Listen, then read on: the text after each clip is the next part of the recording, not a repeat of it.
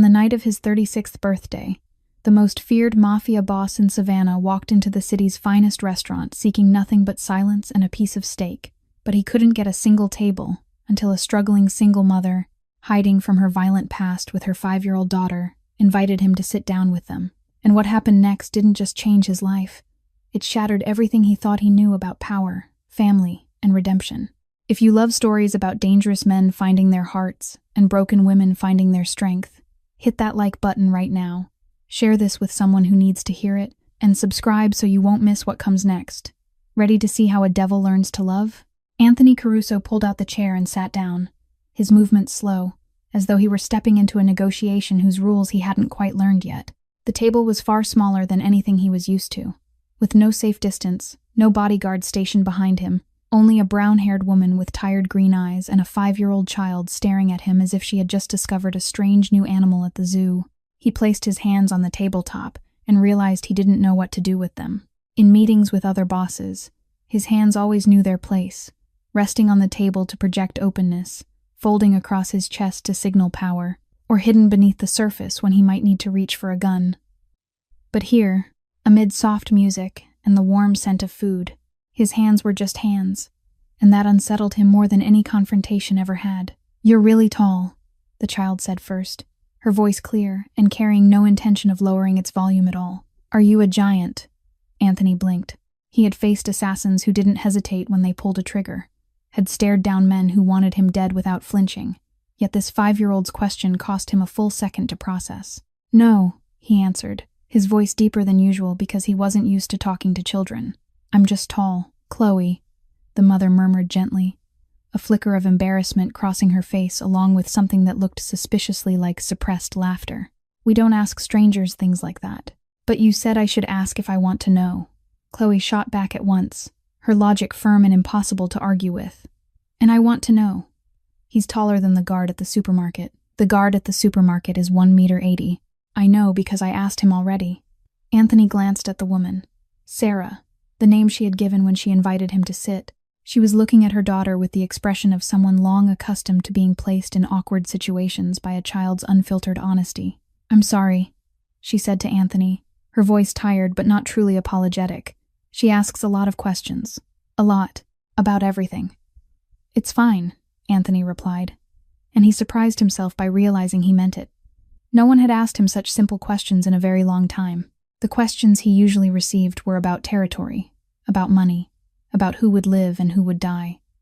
"What do you do for work?" Chloe went on, entirely undeterred by her mother's warning look. "You dress nice. Mom says people who dress nice usually have a lot of money. Do you have a lot of money, Chloe?"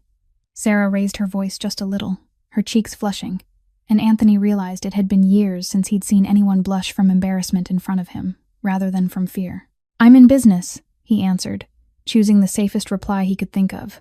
"What kind of business?" "Lots of kinds." "How many kinds is lots?" 2 kinds, 10 kinds, 100 kinds. Sarah lifted a hand to cover her face, clearly counting to 10 in her head. Anthony, against every survival instinct he possessed, felt the corner of his mouth twitch. Not quite a smile. He couldn't remember how to do that anymore, but something close to it. "About 30 kinds, he said, not entirely sure why he was answering instead of falling silent the way he normally would. 30 kinds is a lot," Chloe nodded solemnly, as though she had just received vital information and was filing it away in her memory. "My mom only does 2 things. She's very tired. If you do 30 things, are you tired too?" Anthony looked into the child's clear eyes, then at the mother who seemed to be trying to sink into her chair. He thought about the past 18 years, about sleepless nights, about blood on his hands, about decisions that couldn't be taken back, about the vast, empty mansion he returned to every night. "Yes," he said, his voice lower, more honest. "I'm very tired." Chloe tilted her head, studying him with an expression older than her years. "Then you should sleep more," she advised seriously. "My mom says when I'm tired I have to sleep." "Don't you sleep."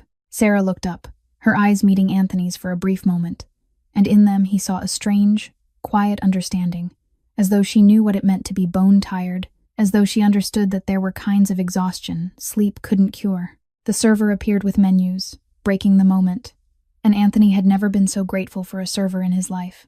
The server stood beside the table with a small notepad and a practiced smile, asking whether they were ready to order. Sarah looked down at the menu, and Anthony noticed that she read the prices before she read the names of the dishes, her eyes sliding quickly along the right column before drifting back to the left. It was the habit of someone used to counting every dollar, and Anthony recognized it because he had once lived that way himself. Years ago, when his father was still alive and the Caruso name had not yet become something that made people tremble, she ordered the cheapest salad on the menu for herself, but when Chloe pointed at the spaghetti with tomato sauce, she nodded immediately without glancing at the price. Anthony ordered the steak he had wanted from the start, and when the server asked about drinks, he said water. Sarah lifted an eyebrow at him. "It's your birthday and you're only drinking water," she asked, her tone lightly teasing in a way he hadn't expected from someone he had just met. "I drove here," Anthony replied. "Sensible, but still sad," Sarah said, and Chloe nodded in agreement as if she fully understood the conversation between adults. "Mom says, drinking water on your birthday is sad too," Chloe added. "But Mom always drinks water," Sarah explained gently, a flicker crossing her eyes that Anthony couldn't quite read. "And because water is cheaper than the other things." Chloe shrugged, accepting that answer, and turned back to the box of colored pencils the restaurant had placed on the table for children, leaving the two adults in a silence that was not entirely comfortable but not tense either. Anthony realized he didn't know what to say. In his world, every conversation had a purpose, either to negotiate, to threaten, or to extract information. But here, with this woman, he had no purpose at all, and that made him feel as though he were standing in a place with no map. "You just moved to Savannah?" he asked, choosing a neutral question. Sarah nodded. 6 months ago, from Atlanta. "Work?" "Partly." She paused, as though weighing how much to reveal. "I needed a change of scenery. A fresh start." Anthony understood fresh starts, and he also understood that people did not leave everything behind to move to a new city without a reason big enough to push them. But he didn't press. He knew the value of privacy. "What do you do here?" he asked instead. Sarah gave a soft laugh with a bitter edge at the corners. "Whatever I can. During the day I work as a cashier at Morrison's grocery store on Bull Street, 3 shifts a week. Thursday through Sunday nights I wait tables at Riley's bar across the river." She said it the way someone read a shopping list, without complaint or a plea for sympathy, just the plain facts of her life. Anthony had met plenty of wealthy people who complained about trivial inconveniences, but this woman held 2 jobs to raise her child and spoke of it as casually as if she were talking about the weather. "So who watches Chloe when you're working?" he asked. "Mrs. Thompson in the apartment next door. She's 72 and watches television all day, but she loves Chloe and doesn't charge much." Chloe stopped coloring and looked up. "Mrs. Thompson lets me watch the movie about people singing on mountains," she said. "There are lots of people singing. They wear curtains. The sound of music," Sarah translated, her lips curving faintly. "Chloe has watched that one about 20 times already." The server brought the drinks, and as he passed behind Sarah to set down the glass of water, her body stiffened for a brief instant. Her shoulders lifted, her hand tightened on the edge of the table, and her eyes flicked backward before her mind could catch up with the fact that it was only the server. The reaction lasted less than a second, and if Anthony had not spent his entire life watching others in order to survive, he would not have noticed. But he did. He noticed the way she always chose a seat that faced the door. He noticed how she glanced up every time someone entered the restaurant. He noticed how her grip on her daughter's hand tightened just a little when a tall man walked past their table. Sarah Mitchell was hiding from someone. Anthony didn't know who, but he knew fear when he saw it. He had caused that fear in many people over the course of his life, and he knew how it left its mark, how it carved reflexes into a person's body that they could not control. The food arrived, and Anthony watched Sarah cut her salad into small pieces in a mechanical rhythm, while her eyes continued to sweep the restaurant at steady intervals. Chloe, completely oblivious, twirled spaghetti around her fork and told Anthony about the unicorn she wanted to have if unicorns were real, and if they had a bigger house and if Mom wasn't allergic to fur, although Chloe wasn't entirely sure whether unicorns even had fur. Anthony listened, or at least pretended to, while his mind worked. He didn't know why he cared. This woman meant nothing to him. This child meant nothing to him. He could finish his meal, thank them for letting him sit with them, and walk away without ever looking back. That was what he should do. That was the safest thing to do. But when Sarah laughed at something Chloe said, a real laugh that lit up her exhausted face, Anthony realized he didn't want this dinner to end, and that, more than anything else that night, frightened him. Dinner ended the way dinners usually did, with empty plates and conversation thinning into quiet stretches. Chloe had fallen asleep on her mother's shoulder 15 minutes earlier, her small hand still clutching a purple-colored pencil she had used to draw a unicorn on the restaurant's paper placemat. Anthony watched the sleeping child and felt something strange stir in his chest, a sensation he had no name for because he hadn't felt it in a very long time. When the check arrived, he reached for it before Sarah could react. "Let me," he said, his tone not quite an offer and almost a command. Sarah shook her head immediately. "No, we pay our share." She said it with a firmness Anthony recognized at once, the firmness of someone who had taken too much from other people in the past and learned that nothing was ever free. "All right," he said, and he noticed her shoulders loosen just slightly when he didn't argue. They split the bill, and Anthony watched Sarah carefully count each bill from a wallet worn thin at the corners. She left a tip that was polite and precise, not a cent more, and he knew it was because she didn't have a cent to spare. When she wasn't looking, he left 3 times the usual amount, folding the cash and slipping it beneath a plate. They stepped outside, and the Savannah night greeted them with damp cold drifting in from the river. Sarah carried Chloe in her arms, the child's small body curled against her like a kitten. Anthony walked beside them toward the parking lot, not knowing why he was still there, not knowing why he didn't simply say goodbye and drive his Maserati back to the empty mansion, waiting for him. "Thank you," Sarah said when they reached her car, an older Honda Civic with a dent in the right door and silver paint flaking in several places, for not making tonight any stranger than it already was. Anthony nodded. "Thank you for letting me sit with you." Sarah opened the back door and eased Chloe into the child seat with movements so practiced it was clear she had done this thousands of times before. She closed the door gently so she wouldn't wake her daughter, then walked around to the driver's side. Anthony knew he should leave. He stayed where he was. Sarah turned the key. The engine sputtered once, twice, then went silent. She tried again, the same result, a third time, a fourth. And Anthony could see her shoulders tightening, could see the way her hands clenched the steering wheel until her knuckles went white. She didn't curse, didn't slam her palm against the dashboard, didn't cry. She just sat there in silence, head bowed slightly, as though this were only one more in a long list of things that had gone wrong in her life, and she no longer had the energy to react. Anthony tapped lightly on her window. Sarah looked up, and in that moment he saw everything she was trying to hide. The exhaustion, the frustration, the vague fear of having to walk home through the night with a 5-year-old child. She opened the door. "The battery," she said flatly. "I knew it was about to die. I was just hoping it would last 1 more week." Anthony didn't say he would call a mechanic because it was nearly 11 at night and no mechanic was coming. He didn't say he would drive her home because he knew she would refuse. Instead, he said, "My car's over there. I'm headed west. Which way are you going?" It was a lie. He didn't know which direction she lived in, and whichever one she named, he would have said he was going that way too. Sarah looked at him, and he could see the battle playing out in her mind. Pride told her to refuse, to call a taxi, to handle it herself the way she always had. But Chloe was asleep in the back seat, and the night was cold, and a taxi would cost money she didn't have. "I don't need," she started. "I know you don't need to." Anthony cut in, his voice free of the pity he sensed she hated.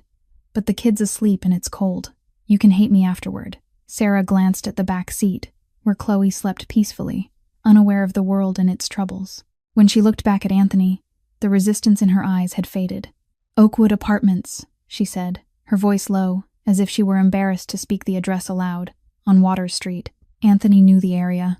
It was one of the roughest parts of the city, a place even his own men avoided at night unless they had to go there. He gave nothing away in his expression. "I know it," he said, and headed for his car. Anthony's black Maserati was parked a few spaces away, gleaming beneath the streetlights like a resting predator. As he opened the door, he heard Chloe's small sleepy sigh as Sarah lifted her from the old Honda. He waited while Sarah settled her into the back seat of the Maserati, watched her fumble with the seatbelt for a few seconds before figuring out how the unfamiliar mechanism worked. "Whoa," Chloe murmured in her half-sleep, her eyes fluttering open when she touched the soft leather. "This car is so comfy, Mom. Go back to sleep, sweetheart," Sarah whispered, pressing a kiss to her daughter's forehead. Chloe drifted off again at once, and Sarah closed the door carefully before sliding into the front seat. The drive passed in near silence.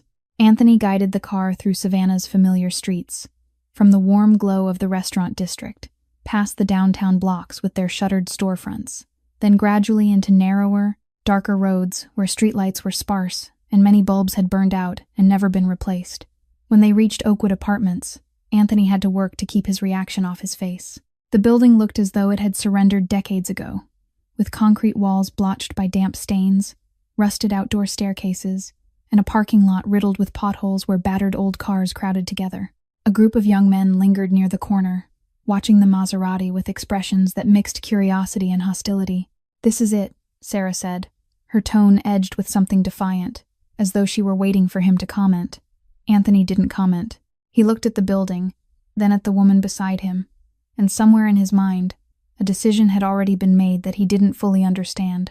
Sarah opened the car door and stepped out, the chill of the Savannah night clinging to her skin at once.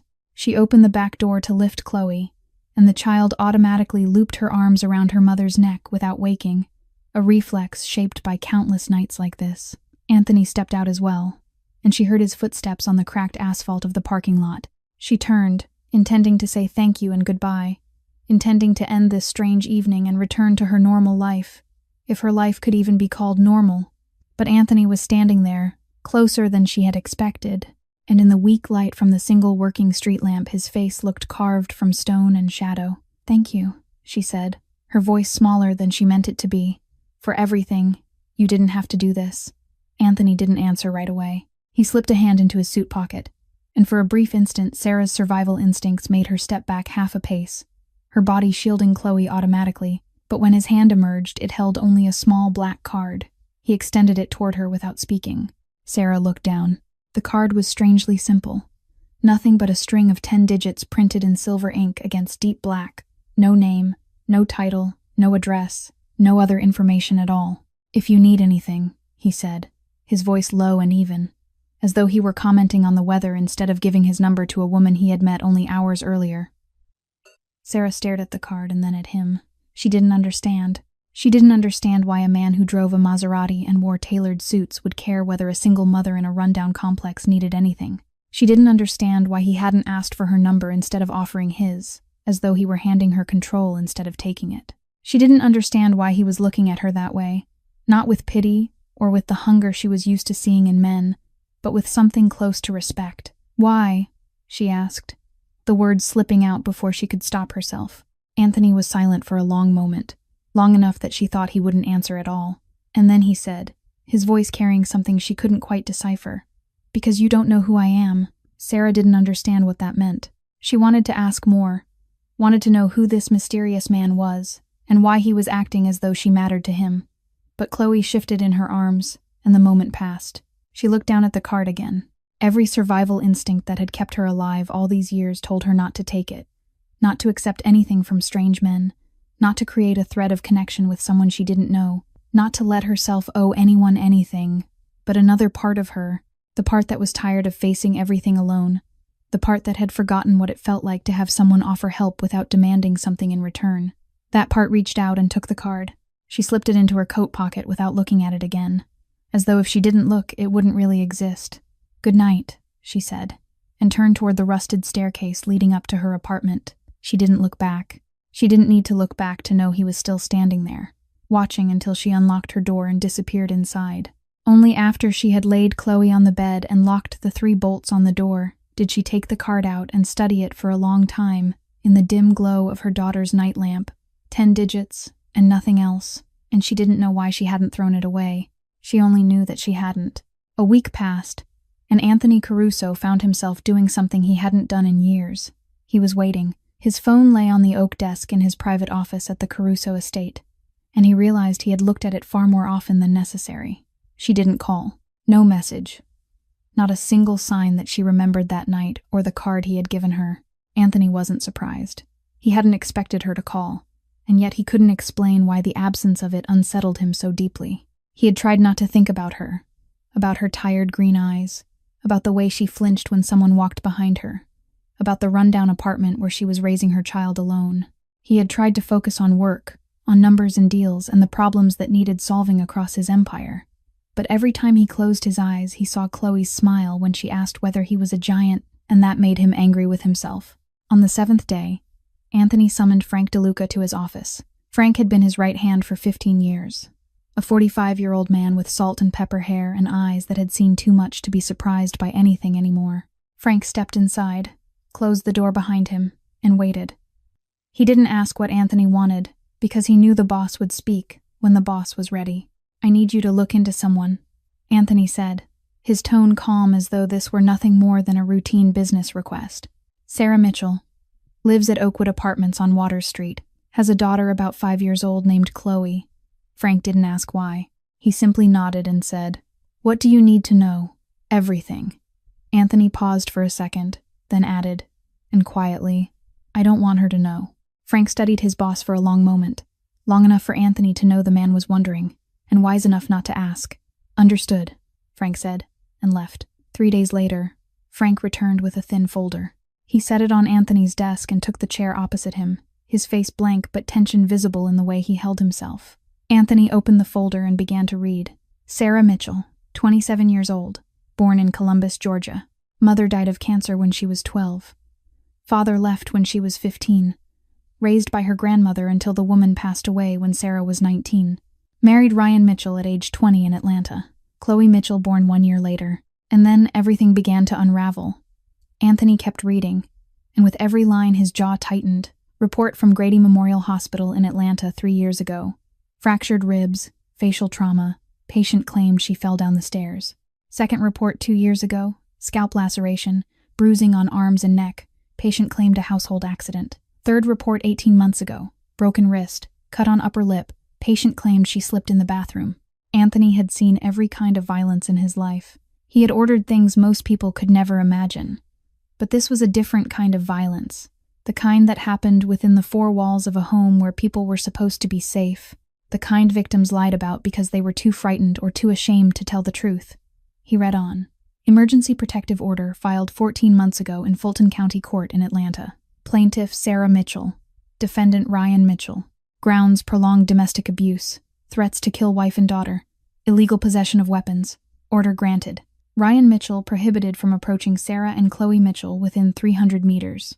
The next page was Ryan Mitchell's file, and Anthony read it with the eyes of a man who had assessed hundreds of enemies in his lifetime. 32 years old. Prior conviction for domestic violence. Released after 9 months due to prison overcrowding. Drug-related offense. Suspended sentence.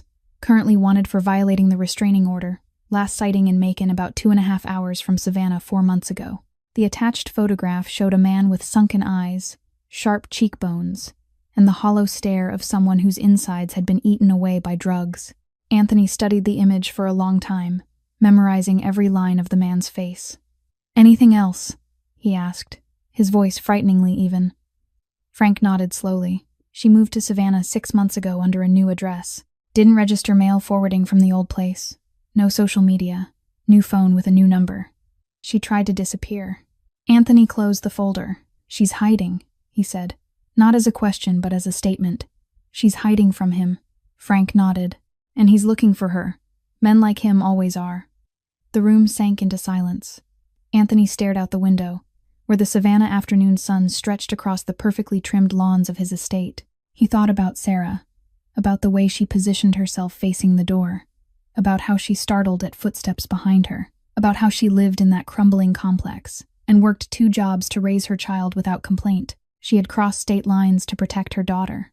She had left everything behind to start from nothing, and she was still afraid every day because she knew he was still out there somewhere, searching for her.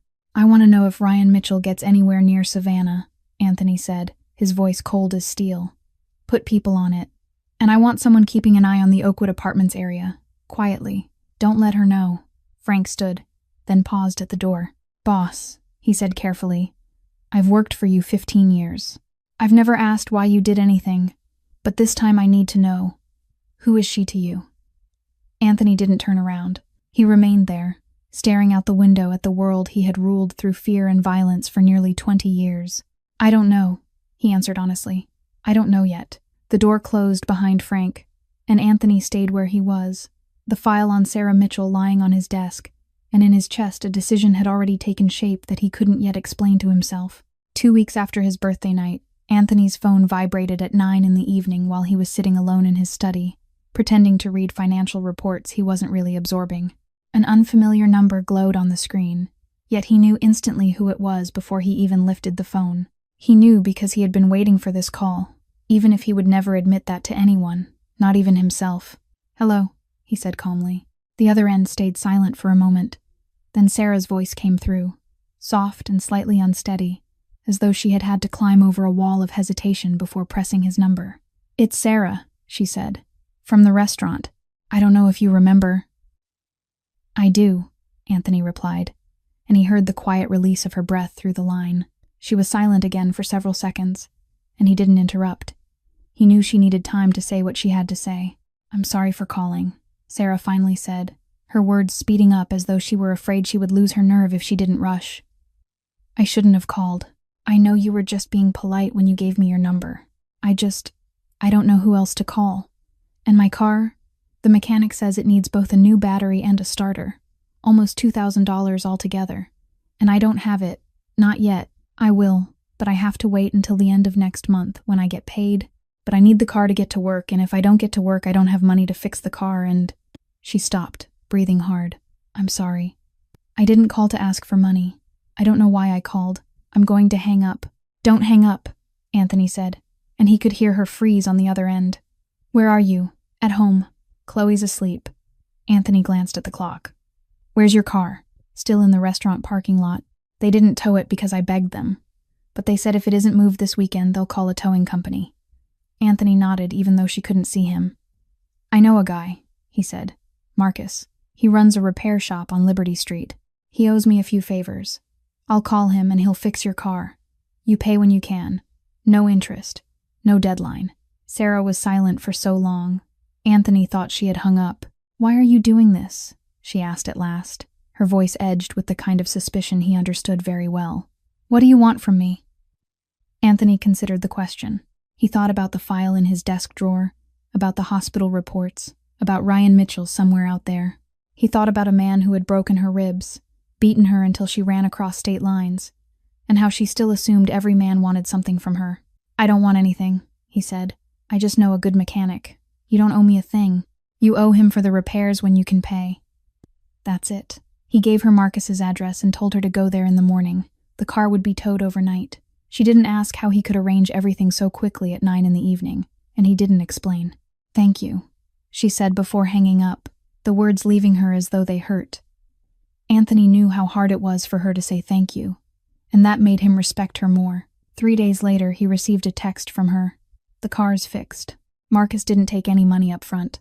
"I don't know how to thank you." Anthony stared at the message for a long time before replying. "No need to thank me. How's Chloe doing?"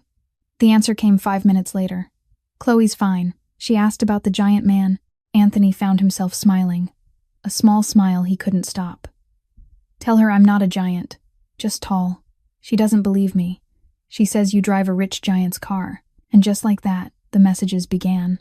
Not every day, not often, but enough for Anthony to realize he had started checking his phone every morning and every night. Sarah told him little things, about Chloe begging for a cat, about rude customers at the grocery store, about how she was trying to learn to cook something new and burned the pot 2 nights in a row. Anthony didn't talk about his own life. He couldn't, but he asked about her, about Chloe, about the ordinary details he had forgotten even existed. Then one day she texted to ask if he wanted to have lunch, as a way of thanking him for helping her. He knew he should refuse. He knew that every time he saw her, he was pulling her and Chloe closer to his world, a world they had no business touching. But he typed okay before his brain could stop his fingers. They met at a small diner near the grocery store where she worked, a modest place with formica tables and printed menus taped to the wall. Chloe ran over and wrapped her arms around his leg the second she saw him walk in, and Anthony stood there, not knowing what to do with the 2 small arms clinging to him. "Giant man," Chloe looked up at him with a beaming grin. "I missed you." Anthony looked down at the child, then up at Sarah standing by the table, worry flickering in her eyes as though she wasn't sure how he would react. And in that moment, Anthony Caruso, the Mafia boss of Savannah, the man who had made an entire city tremble, realized he had stepped into something he didn't know how to step away from. A month passed faster than Anthony had expected. Lunches became routine, 2 or 3 times a week. Always in simple places Sarah chose because she wasn't comfortable with him paying for expensive meals. They met at the sandwich shop near the grocery store, at the little ice cream parlor Chloe adored, at Forsyth Park on weekend afternoons when Chloe ran across the grass and the two adults sat on a stone bench watching her. Anthony couldn't remember the last time he had sat on a park bench, maybe when he was a boy and his father was still alive, before the world had turned into closed-door meetings and decisions he couldn't take back. Chloe started calling him Tony, instead of the giant man, and she no longer looked at him like some strange creature, but like a fixed part of her small life. She told him about kindergarten, about a girl named Lily who had lost her front tooth, about the stray cat she was trying to tame by leaving leftovers on the stairwell. Anthony listened to everything, and he was startled to realize he genuinely cared about the trivial stories of a 5-year-old. Sarah was more cautious. She didn't say much about herself, at least not the important things. But Anthony was patient. He had spent his whole life reading people, hunting for their weaknesses and secrets. Yet with her he didn't rush. He waited, and little by little she began to open up. The first time was one afternoon at the park when Chloe was on the swings several dozen yards away and couldn't hear the adults' conversation. Sarah was wearing long sleeves, even though the weather was warm, and when she reached for her water bottle, her cuff slid down, revealing a long white scar running along her wrist. She pulled the sleeve back at once, but she knew he had seen it. "It isn't what you think," she said quickly, her tone defensive in a way he had come to recognize. "I didn't do that to myself." Anthony said nothing. He waited. Sarah glanced at Chloe, laughing on the swing set, and when she spoke again, her voice was so low he had to lean closer to hear. "My ex-husband, she stopped, swallowing. "He used a knife once when I tried to run. He said if I ran, he'd do the same thing to Chloe." Anthony felt his body go rigid. His hand clenched into a fist on his thigh, and he forced his face to stay still, to hide the rage boiling inside him. He had read the file. He had known about the hospital visits, about the restraining order, about all of it. But hearing her say it, hearing the tremor in her voice, was something else entirely. "What's his name?" he asked, his voice frighteningly calm. Sarah looked at him, and something flickered in her eyes, surprised that he wasn't reacting with pity or revulsion, or any of the things she was used to seeing. "Ryan," she said. "Ryan Mitchell." He didn't ask for more. He didn't tell her to go into detail. He only nodded and said, "You're safe now. He doesn't know you're here." Sarah laughed, a bitter sound. "You don't know him. He'll find me. He always does. I ran twice before I came here. Both times he found me.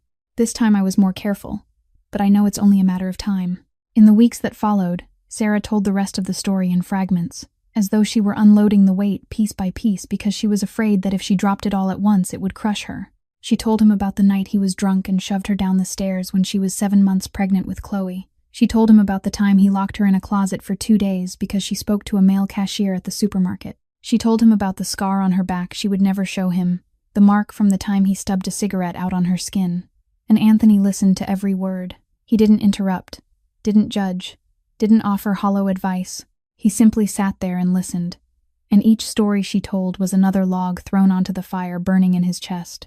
One night after dropping Sarah and Chloe off, Anthony called Frank. "Double the surveillance around Oakwood," he said, his voice leaving no room for argument. 24/7, and I want daily updates on anyone who comes near her apartment. "Understood," Frank replied. "Anything else?" Anthony thought of Ryan Mitchell, of the man's face in the photograph, of what he had done to the woman Anthony couldn't stop thinking about. "If Ryan Mitchell shows up within 100 miles of Savannah," he said, "I want to know before he even gets out of his car." Frank was silent for a moment. "And when you know, then what?" Anthony didn't answer. He didn't need to. Frank had worked for him long enough to know the answer without hearing it spoken aloud. It happened on a Saturday afternoon, 2 months after the birthday dinner at Gregory's.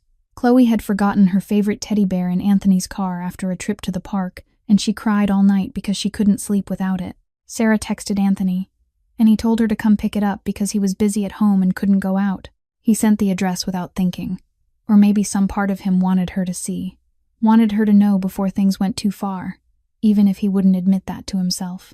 Sarah drove the repaired Honda Civic through Savannah's streets, from the crumbling Oakwood neighborhood she lived in, to Ardsley Park, where stately old mansions sat behind iron gates and perfectly trimmed green lawns.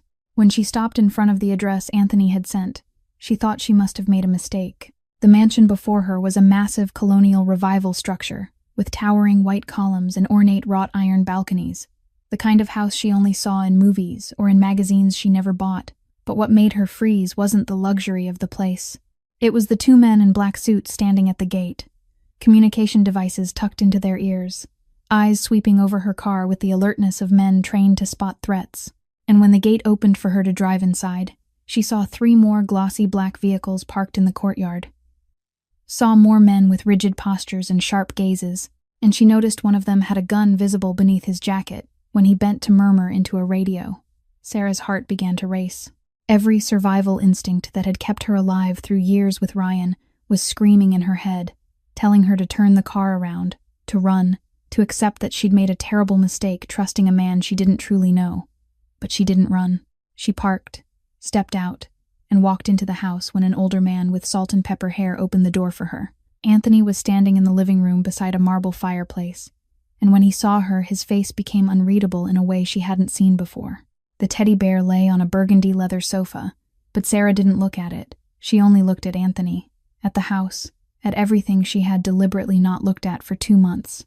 The Maserati, the way he paid for everything in cash, the way people seemed to know him and fear him wherever they went, the way he could arrange things with a single phone call no matter the hour. "Who are you?" she asked, her voice shaking, not from fear but from anger at herself for not asking sooner. "Who are you really?" Anthony didn't answer right away. He studied her for a long moment, and she could see a battle playing out behind his cool gray eyes. Then he said, his tone as calm as if he were reciting the weather, "My full name is Anthony Michael Caruso. My family has run Savannah since before I was born, and I've been the head of that family since I was 18. Sarah knew what that meant. She didn't live in a bubble. She'd seen movies, read newspapers, heard stories about families like that.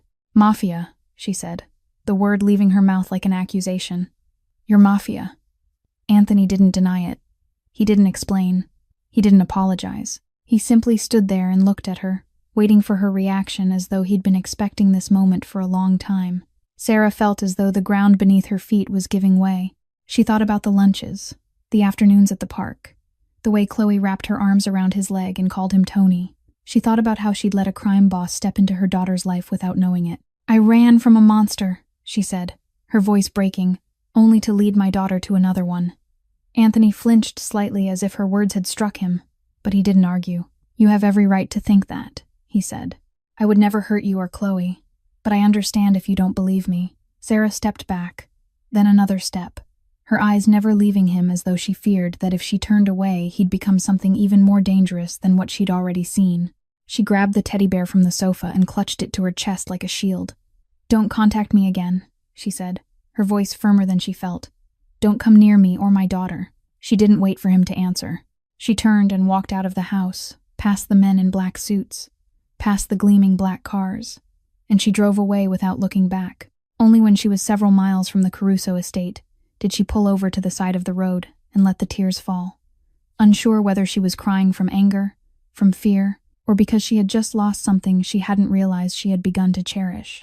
On the other side of the city, inside a warehouse converted into offices in the industrial district along the Savannah River, Tommy Ricci sat behind an oak desk and stared at the photographs spread before him with the smile of a man who had just struck gold. Tommy was 52 years old, short and thick-set with thinning hair and narrow eyes that always seemed to be squinting as though he were calculating something. The Ricci family had fought over territory with the Carusos for 3 decades, and through all 3 of those decades they had always been the losing side. Tommy's father had died at the hands of Anthony's father. Tommy's brother had vanished without a trace after trying to seize part of Caruso territory 10 years earlier, and Tommy himself had spent his life in Anthony Caruso's shadow, forced to bow his head and accept the crumbs the younger boss tossed his way. But now, for the first time in many years, Tommy saw an opening. The photos in front of him showed Anthony Caruso sitting on a park bench with a brown-haired woman and a little girl. Anthony Caruso eating ice cream with them like an ordinary father. Anthony Caruso smiling. A real smile that Tommy had never once seen on that icy face. "Who is she?" Tommy asked the man standing across from him. "A fixer named Vinny, who specialized in tailing people and gathering information." "Sarah Mitchell," Vinny replied.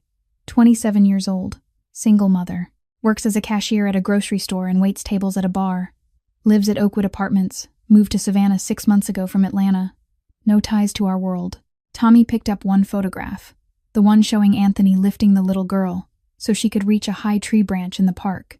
The ruthless boss of Savannah holding a child and looking like a fool in love. What's special about her? Tommy asked. Nothing, Vinny shrugged. Just a regular woman with a kid and a pile of debt. But there is something interesting. She's hiding from her ex-husband, a guy named Ryan Mitchell, prior domestic violence charges, currently wanted for violating a restraining order. Tommy straightened, his narrow eyes lighting up. Find him, he ordered. Bring him to me. 3 days later, Ryan Mitchell sat in a dark basement room of the warehouse, his wrists cuffed to a chair, his face pale and his eyes wild with the look of an addict in withdrawal. He had been found in a cheap motel outside Macon, drowning in drink and despair. And when Tommy's men offered him a deal, he hadn't needed long to think about it. I'll tell you where your wife is, Tommy said, his voice sweet with poisonous honey. And I'll give you $10,000 to do whatever you want to her. Ryan stared at Tommy with sunken eyes, and a twisted smile crept across his lips. She's mine, he said, his voice shaking with hatred. She took my daughter and ran. She thinks she can leave me. Nobody leaves me. Tommy slid a sheet of paper across the table with the address of Oakwood Apartments and Sarah's work schedule from both jobs printed on it. Ryan looked at the page like a treasure map, and Tommy knew he had found the perfect knife to drive into Anthony Caruso's heart. Break the thing your enemy loves most, and you break the enemy himself. Tommy had learned that lesson from his father, and now he intended to use it. He didn't need to touch Anthony Caruso with his own hands. He only had to unleash a mad monster into the life of the woman that boss was protecting, and sit back to watch everything fall apart. That night came on a Wednesday, 3 days after Sarah had walked out of the Caruso estate. 3 days in which she tried to forget everything that had happened and focus on her ordinary life. She went to work, she picked Chloe up from Mrs. Thompson's apartment, she cooked dinner, she read her daughter a bedtime story, and she tried not to think about Anthony, about the way he had looked at her when she left, about the silence of her phone that she was both grateful for and hollowed out by. She didn't know that Anthony's men had been pulled back the night she asked him not to contact her, because Anthony respected her wishes even though it went against every instinct he had. She didn't know that the decision had left a gap in the defenses, a gap Ryan Mitchell would slip through at 2 a.m. Sarah was asleep when she heard the pounding at the door, not knocking but fists and kicks, the sound of someone trying to break in. Her heart stalled for a beat and then hammered wildly when she recognized it, the sound she had heard in nightmares for 4 years. She leapt from bed, ran to Chloe's room, and shook her daughter awake in the dark. "Chloe, wake up," she whispered, her voice trembling even as she forced it to stay steady so she wouldn't frighten her more. "Get into the closet right now. Don't come out no matter what happens. Don't come out until Mom or the police come for you." "Mommy," Chloe whispered back, her wide eyes shining in the dark, flooded with fear. "What's happening?" "A bad man is here," Sarah said, and she tried to smile even though her lips were shaking. "But you'll be safe if you stay in the closet. Do you remember anyone's phone number?" Chloe nodded, and in that instant Sarah was grateful that her daughter had an uncanny memory for numbers. "I remember Tony's number," Chloe whispered. Sarah wanted to tell her to call the police instead of Anthony, but the crash of the door giving way sounded, and she had no time left. She shoved the phone into Chloe's hand, pushed her into the closet, and shut the door just as heavy footsteps thundered into the apartment. Sarah turned to face her nightmare.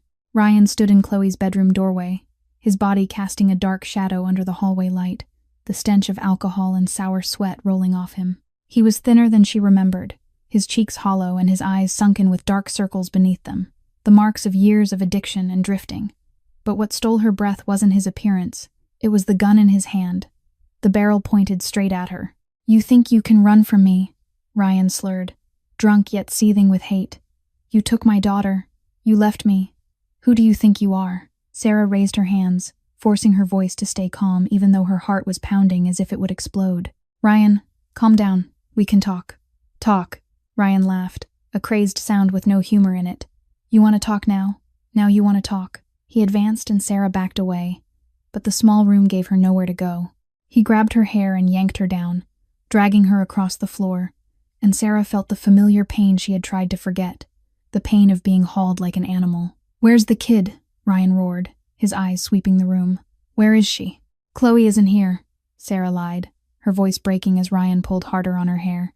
"She's at a friend's place." Ryan hit her, the first blow landing on her temple and sending stars exploding across her vision, the second smashing her lip and flooding her mouth with the metallic taste she knew too well. "Don't lie to me," he screamed. "I know she's here. They told me she's here." Inside the closet, Chloe clutched the phone with shaking hands, tears sliding down her cheeks in silence. She heard her mother screaming, heard the blows, heard the man shouting words she didn't understand. She wanted to run out, wanted to save her mother, but her mother had told her to stay, and Chloe was a good child. She always listened to her mom. With trembling fingers, Chloe unlocked the phone and dialed the only number she remembered, the one she had memorized without realizing it because she liked numbers and because she liked Tony. The line rang once, twice, and then a familiar voice answered. "Hello, Tony," Chloe whispered, her voice thick as she fought not to cry out loud. "A bad man is hurting, Mom. I'm scared." On the other end of the line, Anthony Caruso sprang to his feet in his study, and in that instant his world collapsed and ignited at the same time. Anthony didn't remember how he ran out of his study, didn't remember shouting orders for Frank to gather men, didn't remember diving into his Maserati and flooring the accelerator. All he knew was that Chloe's trembling voice was still ringing in his ears, her muffled crying, the words "I'm scared," and a fury he had never felt in his life was burning everything inside him to ash. He drove through Savannah at a speed that turned streetlights into blurred streaks, one hand gripping the wheel, the other still holding the phone to his ear. "Where are you, Chloe?" he asked, his voice terrifyingly calm, even though his heart was pounding as if it would burst out of his chest. "In the closet," Chloe whispered. "Mom told me to stay here, but I hear Mom crying." "Tony, my mom never cries." "You're doing great," Anthony said, and he didn't know how he was managing to keep his voice steady when his whole world was collapsing. "Stay in the closet and don't come out. Tony's coming right now. Tony's going to protect your mom. Promise, Tony, you won't come out, okay?" "I promise," Chloe whispered, and Anthony heard her small sob before he ended the call so he could focus on the road. 12 minutes. That was how long it took him to get from the Caruso estate to Oakwood Apartments, a stretch that normally took at least 25 minutes. He didn't care about red lights, didn't care about speed limits, didn't care about anything except getting there as fast as possible. When he screeched to a stop in front of the crumbling building, he saw Sarah's apartment door standing wide open, light spilling into the dark hallway, and he heard a man's screams echoing down from the second floor. Anthony sprinted up the stairs 2 at a time, and when he reached the apartment doorway, the sight inside froze everything in him for a single second before it detonated. Sarah lay on the living room floor, blood running from her mouth and from a cut on her forehead, her arms shielding her face from the kicks of the man standing over her. Ryan Mitchell looked far worse than the photograph in the file, gaunt, deranged, and so drunk he hadn't even noticed someone else had entered the apartment. His gun lay on the coffee table a few steps away, and Anthony knew he had to move before Ryan remembered it. Anthony didn't say a word.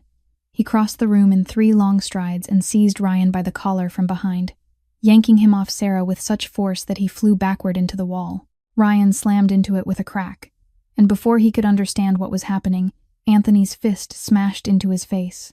The first punch shattered his nose, the second broke his cheekbone, the third, fourth, fifth, each blow carrying 18 years of violence Anthony had learned to control, each strike a promise that this man would never touch Sarah or Chloe again. Ryan tried to fight back, tried to reach for the gun on the table, but Anthony was faster. He kicked the weapon away and kept hitting him, not with blind rage, but with the cold precision of someone trained to inflict pain. He beat Ryan until he could no longer stand, until he was nothing more than a moaning heap on the floor, and he would have kept going if a small voice hadn't risen from the bedroom doorway. "Tony," Anthony froze, fist lifted halfway, and turned his head. Chloe stood there, clutching her teddy bear, wide eyes staring at the scene in fear and confusion. She shouldn't have left the closet. She had promised.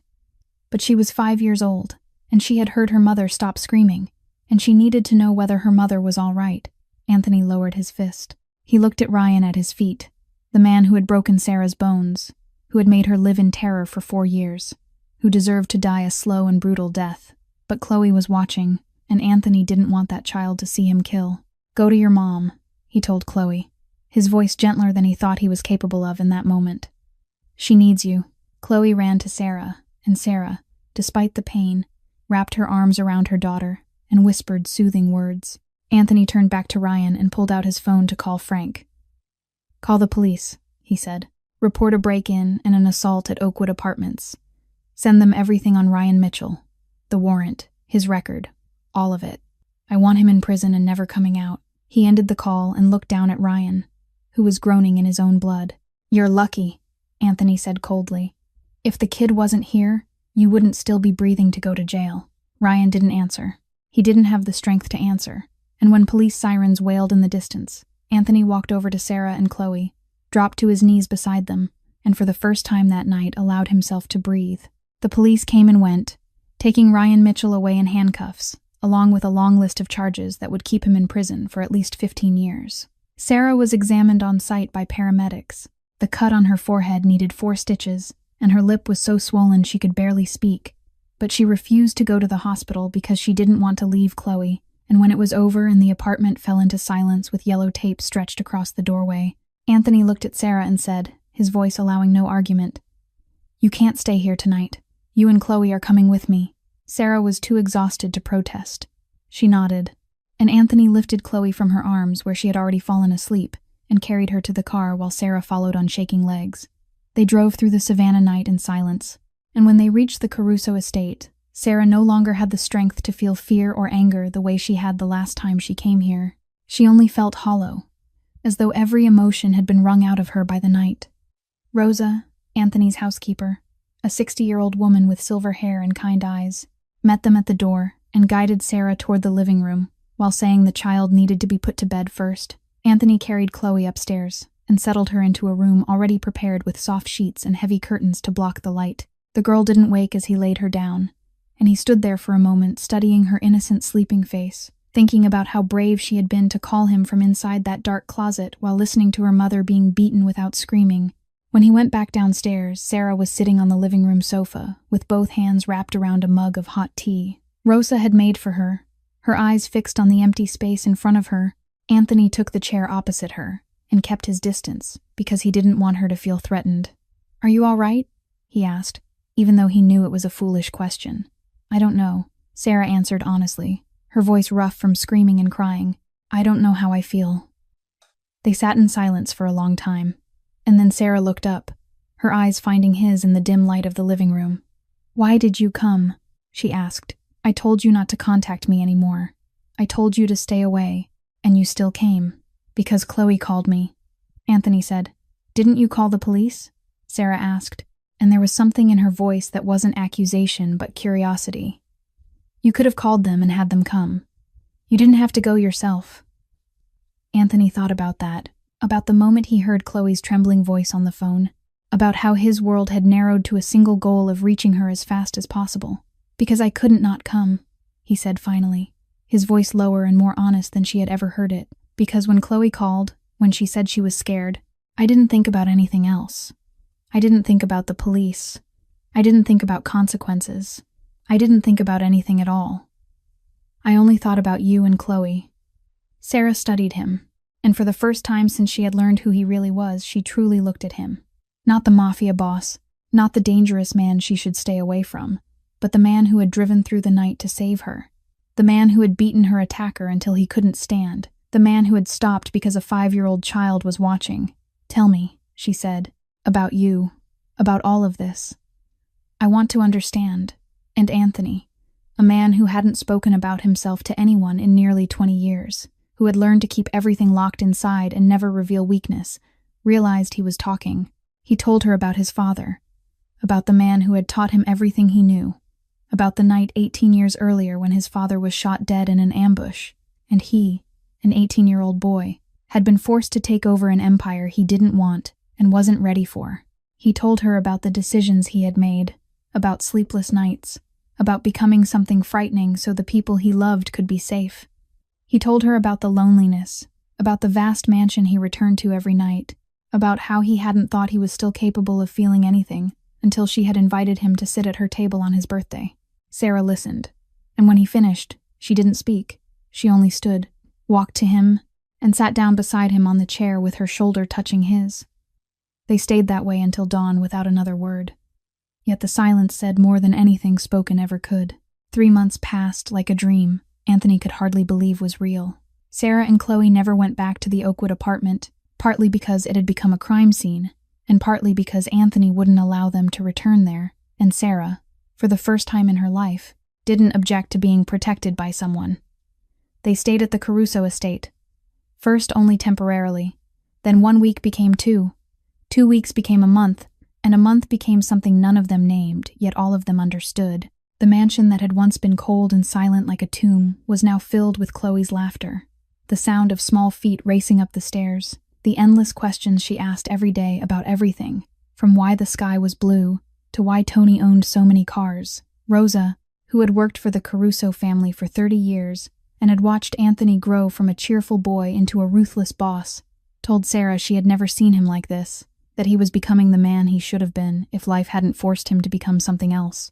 Anthony learned new things every day, things a mafia boss never needed to know but a man in a family did. He learned how to tie Chloe's hair, even though the first time she looked as if she had a bird nest on her head, and Sarah had to pretend to cough to hide her laughter. He learned how to read fairy tales with the right tone, even though Chloe complained that he made princesses sound like bosses giving orders to underlings. And he learned how to make pancakes in the morning, a skill he was certain he could master because he had mastered far harder things in life. He was wrong. That Sunday morning, Anthony stood in the vast kitchen wearing a blue apron Chloe had chosen because she said it made him look less scary, staring at the smoking pan as if it were an enemy to be defeated. This was his 4th attempt. The 3 previous pancakes had ended up in the trash, burned so badly, even he had to admit they were inedible. Sarah sat at the table sipping coffee and watching him with a smile. She tried to hide behind the rim of her mug but didn't succeed very well. Chloe sat in the high chair beside her mother, with her legs swinging because they didn't reach the floor, drawing something with the set of colored pencils Anthony had bought her, the one with 120 different colors, because when she asked how many he wanted to buy, he had said all of them in the store. "Tony," Chloe called without looking up from her picture. "Are pancakes supposed to be black?" "No," Anthony replied evenly. "Pancakes are golden brown." "Then why are Tony's pancakes black?" "Because Tony is learning for too long," Chloe observed, and Sarah almost sprayed coffee across the table. Anthony flipped the pancake and looked at its underside. Burned black just like the others. He sighed, turned off the stove, and looked at Sarah with the face of a man accepting defeat. "We can order food," he suggested. "No," Sarah said as she stood and came over, gently taking the pan from his hand. "Let me show you. Lower heat, more patience. Not everything needs to be fast and forceful. You know." Anthony watched her pour the batter, adjust the flame, wait until small bubbles formed on the surface before flipping. She made it look effortless, and he realized it was the first time in his life someone had taught him something that wasn't about inflicting pain. "Dad, I want a bunny-shaped pancake," Chloe said, and the entire kitchen froze. Sarah's hand stopped mid-motion. Anthony turned to look at Chloe, and Chloe, realizing what she had just said, widened her eyes in fear and burst into tears. "I'm sorry," she sobbed, with tears streaming down her cheeks. "I didn't mean it. I know Tony isn't Dad. I'm sorry. Don't be mad at me." Anthony felt his chest tighten. He went to Chloe and knelt so their eyes were level, wiping her tears with his thumb in a tenderness he hadn't known he was capable of until he did it. "Chloe," Anthony said softly in a way Frank wouldn't have believed if he heard it. "You don't need to apologize. You didn't do anything wrong." Chloe looked at him with red, watery eyes full of doubt. "Tony isn't mad." "No, Tony doesn't want me to call him that." Anthony paused for a second, then said something he hadn't known he wanted to say until it left his mouth. "You can call Tony whatever you want, and if you want to call Tony Dad." He stopped and swallowed. "Then Tony would be very happy." Chloe stared at him for a long moment, as if testing whether he meant it. Then she threw her arms around his neck, small limbs squeezing with the surprising strength of a 5-year-old, and Anthony hugged her back, feeling his eyes burn in a way he hadn't felt in many years. Behind him, Sarah stood silent with one hand over her mouth and tears sliding down her cheeks as she watched the man she had once called a monster hold her daughter as if she were the most precious thing in the world. And maybe, to him, she truly was. Happiness never came without a price. Anthony knew that. He had lived long enough in this world to understand that everything good attracted someone who wanted to destroy it. The news arrived one afternoon while he was sitting in his office reviewing financial reports. Frank walked in with a tenser face than usual and placed 2 folders on his desk. "Bad news or very bad news first?" Frank asked. And Anthony knew immediately the day wouldn't end well. Tommy Ricci had discovered the connection between Ryan Mitchell and the plot to attack Sarah, And although Ryan was sitting in jail awaiting trial, Tommy was still searching for other ways to strike. He had begun courting several of Caruso's business partners, whispering in their ears that Anthony had grown soft, that the boss of Savannah was distracted by a woman and a child, that this was the perfect time to shift alliances. Some had listened. 2 shipping contractors at the port had switched to working with Ricci. An underground casino owner on the outskirts had stopped paying protection money. Small cracks were beginning to appear in the empire Anthony's father had built, and he had maintained for 18 years, but that wasn't the worst news. The worst news lay in the second folder, the one Frank placed on the desk as though he were handing Anthony a death sentence. The FBI had opened an official investigation into the Caruso family. They had been watching for 6 months, gathering evidence, building a case, and according to Frank's source inside the agency, they were preparing to seek search warrants within 3 to 6 months. If they found enough proof, Anthony could face 20 years to life under RICO statutes for criminal organizations. Anthony sat in silence for a long time after Frank finished. He looked out the window where he could see Chloe playing in the garden with Sarah, the little girl trying to teach her mother some game he didn't understand, but both of them were laughing. He thought about what he could lose. Not money or power or territory, but this image, this sound of laughter. If he went to prison, Chloe would grow up without him. Sarah would have to face the world alone again, and he would become exactly what he had tried not to be, an absent father, a man who existed only in memories and visits through thick glass. "Boss," Frank said cautiously, "we can handle Ricci. He isn't strong enough to challenge us directly. And about the FBI, we've got lawyers, ways to stall. We've got." Anthony raised a hand and Frank fell silent. "I want to meet our lawyers," Anthony said, his voice calm but carrying something different. A resolve Frank had never heard before. Not the criminal attorneys, corporate attorneys. "And I want a full list of every asset, business, and revenue stream in the family divided into 2 columns. One column for what is completely legal, the other for what isn't." Frank stared at him, as though unsure he had heard correctly. "Boss, what are you saying?" "I'm saying I want to know how long it would take to transition entirely into legitimate businesses." Frank opened his mouth, then closed it, then opened it again. "That," he said slowly, "would take years, maybe 5 years, maybe 10, and we'd lose a lot of money in the process. A lot of power, a lot of influence." "I know," Anthony replied. "And what about Tommy Ricci?" "About Ricci?" Anthony stood and looked out the window again, watching Sarah lift Chloe onto her shoulders so the girl could pick a flower from a high branch. "He thinks I've grown weak because I have a family. He's wrong. I haven't grown weak. I just have something to lose. And a man with something to lose is far more dangerous than a man with nothing at all. Send word to Ricci that if he keeps pushing, I'll respond. Not because I want war, but because I'll do whatever it takes to protect what's mine." Frank nodded and left, and Anthony stood alone in the office, staring down at the 2 folders on his desk. He thought of his father who had built this empire with blood and fear and died for it. He thought of the past 18 years, of everything he had done to maintain it, of the sleepless nights and the decisions he would carry for the rest of his life. And then he thought of Chloe calling him Dad, of the way Sarah smiled at him, of the kitchen filled with the smell of burned pancakes in the morning. For the first time in 18 years, Anthony Caruso made a decision not for the empire, not for the family name, not for duty, but for himself, for the future he wanted, for the 2 girls laughing in the garden outside that he wouldn't let anything take from him. He would change, not because he had to, but because he wanted to. And that, perhaps, was the greatest difference of all. 6 months passed faster than Anthony had expected. 6 months of changes he had never believed he was capable of making. Tommy Ricci fell silent after receiving Anthony's message. A message that didn't need words and required only the disappearance of 3 of Ricci's closest men in a single night. Not dead, but terrified enough to leave Savannah and never return. The FBI was still investigating, but with the help of the best legal team money could buy, and the ongoing shift toward legitimate businesses, Anthony was confident they wouldn't find enough evidence to charge him. And more importantly than anything else, Sarah and Chloe were still with him, still filling the once empty mansion with laughter and life. On a Friday night near the end of the month, Anthony took Sarah to Gregory's restaurant, the place where everything had begun 6 months earlier on the night of his 36th birthday. This time, he had a reservation, the best table in the house beside a window overlooking the square glowing with warm yellow lights. This time, he wasn't alone. Chloe stayed home with Rosa because this was a date night for the adults. a concept she had picked up somewhere and insisted her mother and dad needed like normal couples. Anthony didn't know whether they were normal, a mafia boss trying to go straight, and a single mother fleeing a violent past. But he'd stopped caring what normal meant a long time ago. They sat down, and Sarah looked around the restaurant with a nostalgic smile on her lips. "Do you remember?" she asked. "The first time you walked in here?" Anthony nodded. "I remember being turned away because I didn't have a reservation. And I remember a crazy woman inviting a strange man to sit with her and her daughter."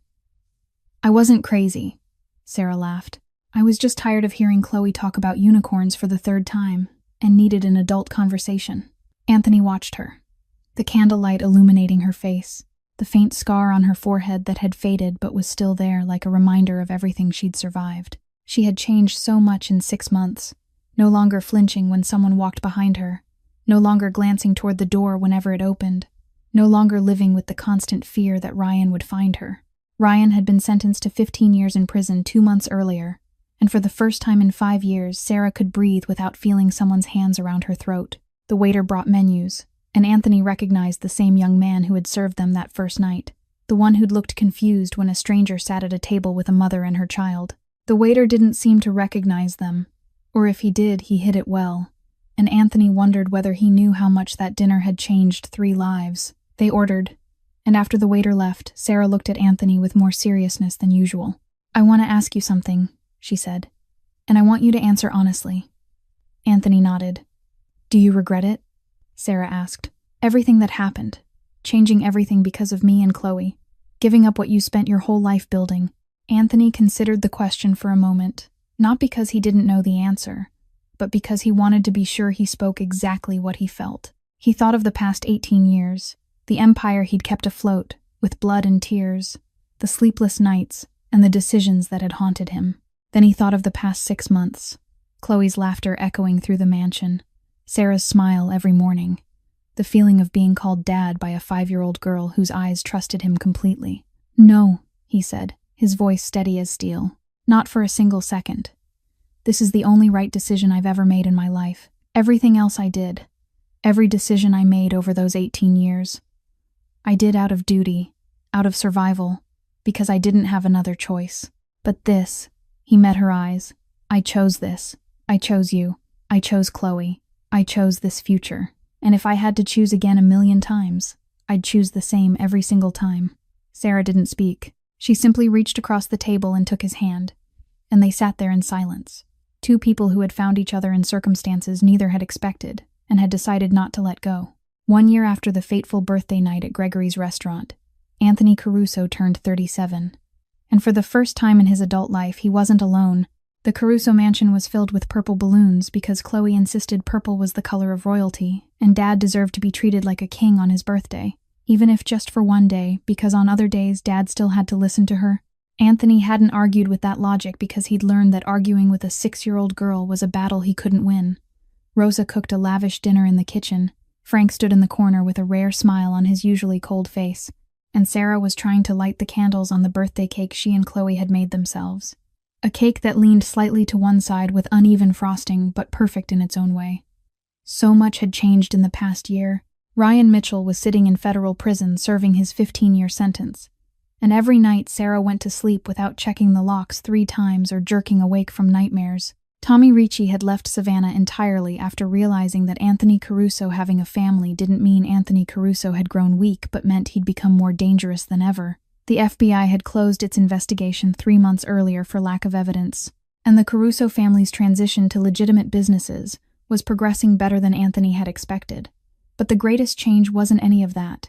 The greatest change was Anthony himself, the way he laughed more, the way he knew the names of all Chloe's classmates, the way he could make pancakes without burning them anymore, even if they still weren't perfect, the way he looked at Sarah every morning when she woke beside him and felt like the luckiest man in the world. After dinner, while Chloe was busy devouring cake and Rosa was cleaning up in the kitchen, Anthony led Sarah onto the balcony overlooking the garden lit by tiny lights Chloe had demanded he hang because they looked like fireflies.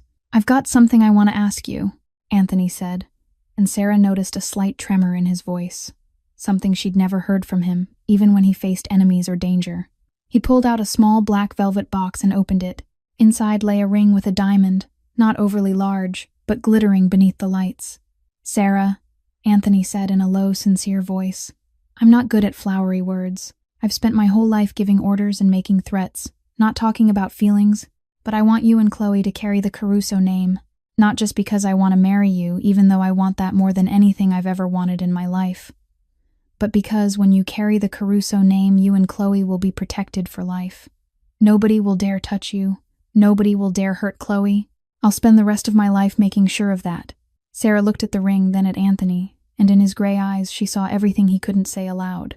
Love, fear, hope, and a promise. She thought about 1 year earlier when she'd been nothing more than an exhausted single mother inviting a stranger to sit at her table because she needed adult conversation. She'd never imagined that small decision would lead here. To this moment. To this man kneeling before her with a ring and his heart in his hands.